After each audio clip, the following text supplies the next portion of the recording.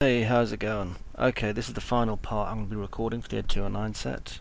Now, Greg has asked me to make an animated Ed 209 for him. So what I've got here is my rigged Ed 209. Now, we're using HI and HDIK. So there's a couple of points that I'm going to have to show you, especially when it comes to looping animation. He's only asked for a straight ahead walking animation, so that's fine. So what I need to do is go to my front viewport, turn on grid. Now the first thing I notice is that this is off the grid. It needs to be literally down here on the grid. So if I drag it down, you're going to notice things moving around. So what I'll do is I'll move the legs first, and I'll move them down so that they're literally flat here against the ground. Now I can get the rest of it and just move that down with it. There we go, like so. Now over here I'm just going to move this up and into position a bit more, just straighten it all out. There.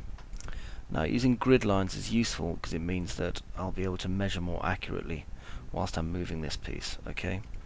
And because I want it moving, I want to start it walking from an already walking position, so I don't have to do the start walking maneuver.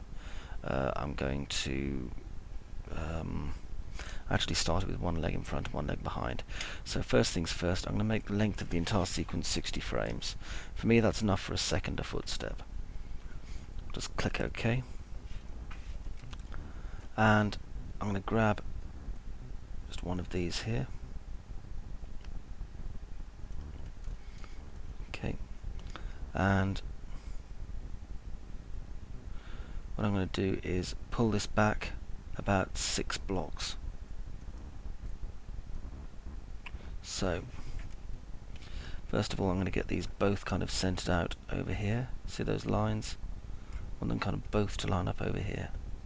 It's going to make my job a little bit easier then. And for the hips,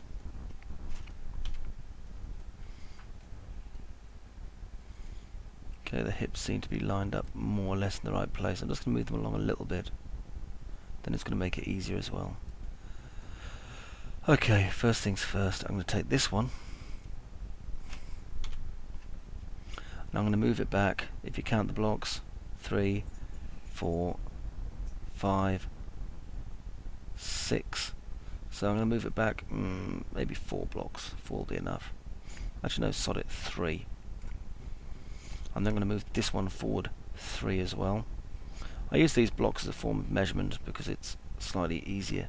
Now if you look, this is intersecting the black line, so that's easy enough to deal with. We just move it up until it no longer is. So it's got its toe on the floor here and its heel on the floor here. Okay.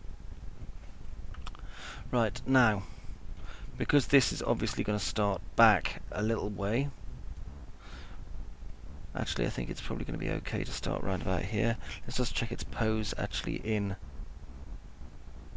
the perspective, and it looks okay. Right, back into our view here. Now what I'm going to do is I'm going to move this forward. So firstly I'm going to bring this to, and I've got to move the guns at the same time, must remember that.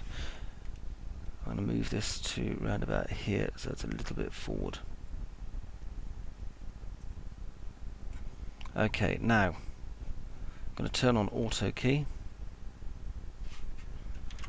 and I'm going to make sure key's selected for absolutely everything. So right click with everything selected and create a key for all the positions.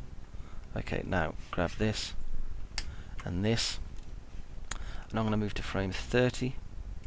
Now I'm going to move it forward about 6 spaces, so you can see here 1, 2, 3, 4, 5, 6. Okay. Now obviously this leg here is going to have to move forward in these 6, so 1, 2, 3, 4, 5, 6, and then another 6.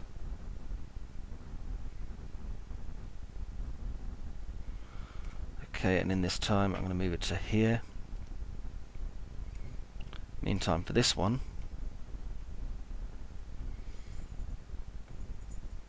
I'm going to have this moved down to here by this frame.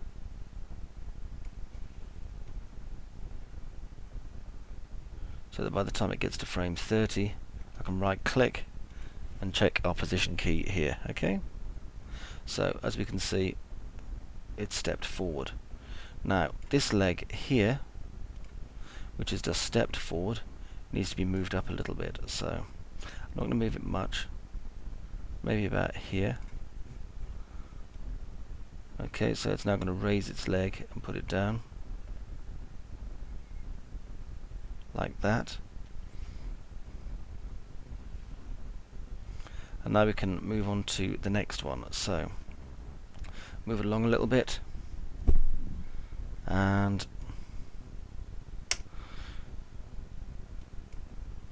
what I'm going to do is move these ones. Oops. So I'm going to go to frame 60.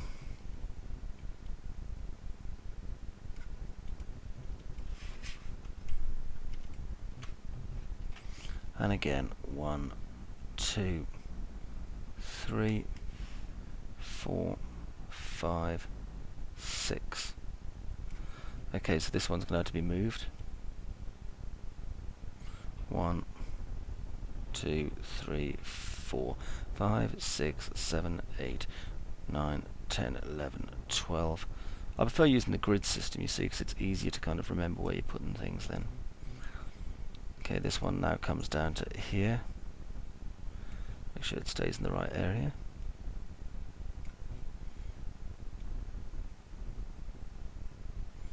And we don't want it to float like it seems to be doing there, so we want to make sure that once it's at this frame, it's completely flat on the floor.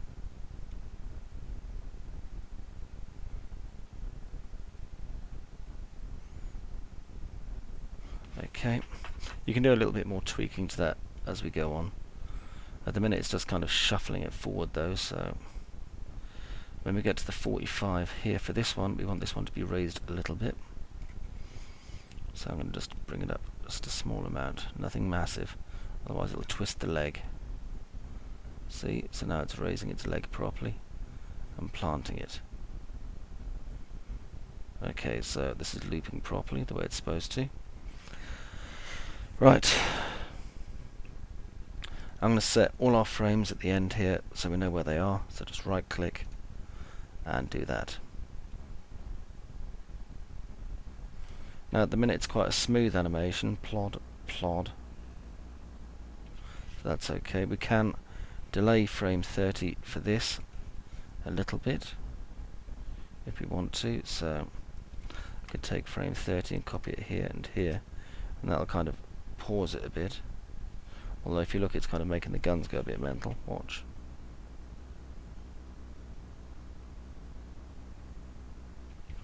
Actually, no. That's a little bit too much of a pause there. It's okay the way it is.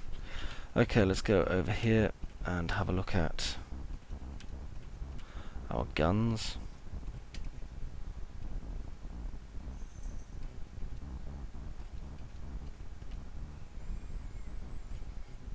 And what I'm going to do here, just make sure I've got the gun selected. There it is. Bring it out a little bit like that. Back. And it'll lock back into place as well. That way it makes the guns look like they're swaying. Same on this one.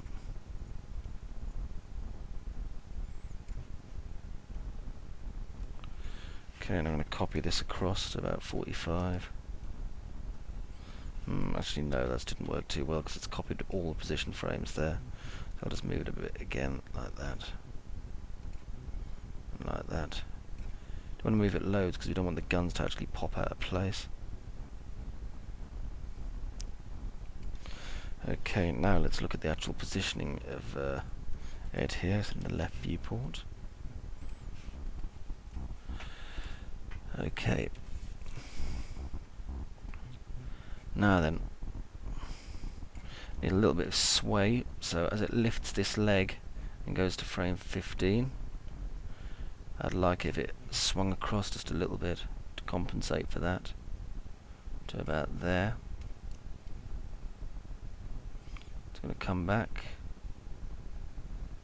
so So on frame 45 it's going to do the same this way. Not too much, just a little bit.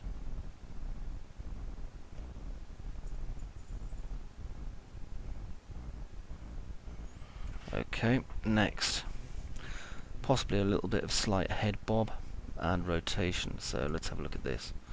When the leg's lifted this way and we've got this lifted, we should probably do a slight turn on the leg, just like so, just on the hip.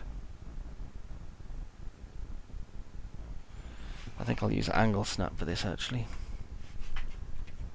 There we go, get it to 15 frame.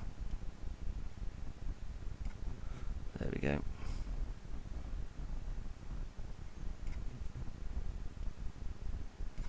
Back down again. That way it's in the right position. And then back this way again.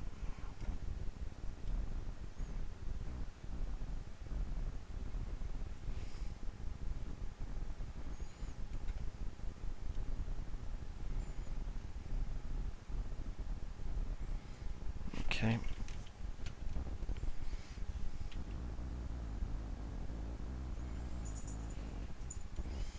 That's fine. Now then we're getting a little bit of where we want to be here.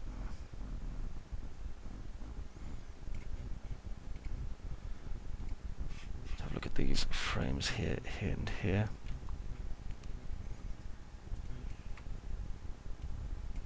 See how that looks if I pause it a little bit here.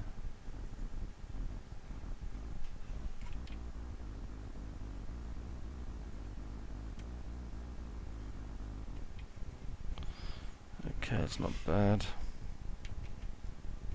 Let's also drag this one out an extra frame.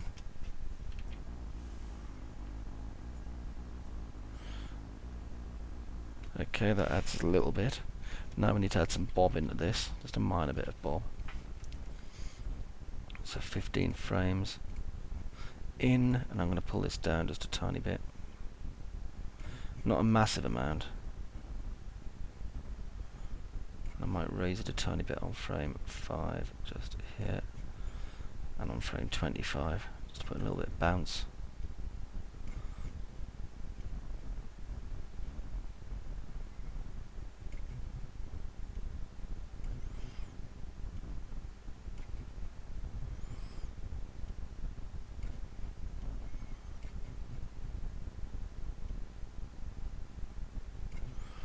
Okay.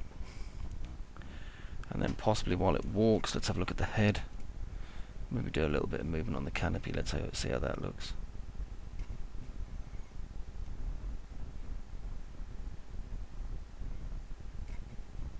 Just as if it's doing a small scan.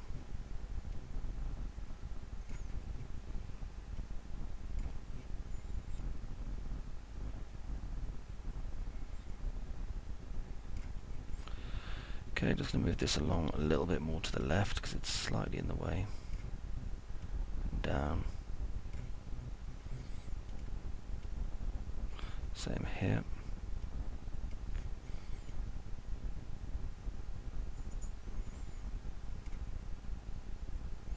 The only problem with that is, as you can see,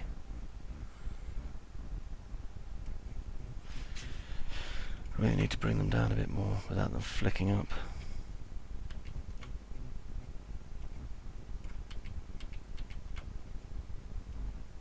It doesn't matter particularly. Maybe if I go and do it again some other time I will. Okay, so we've got the minor bob there. And that's all moving okay.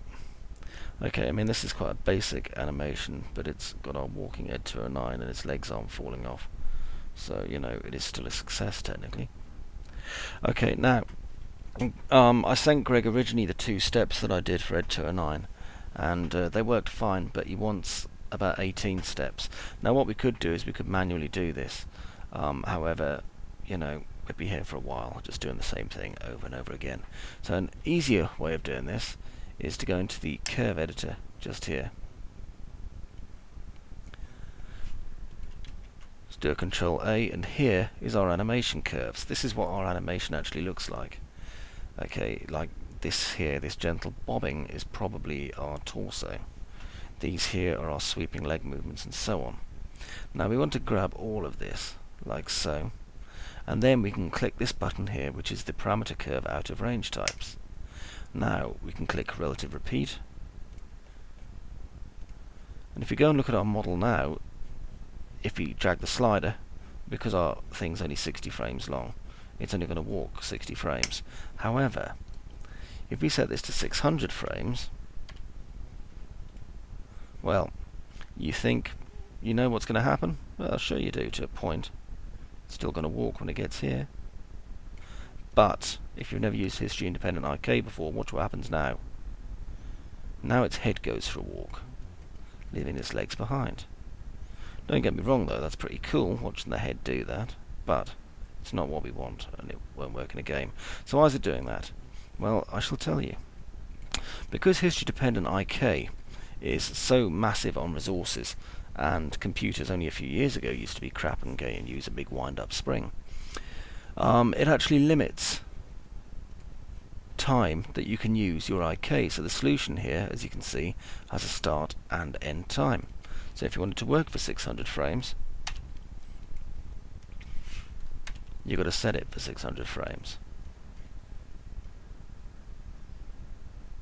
That's one leg.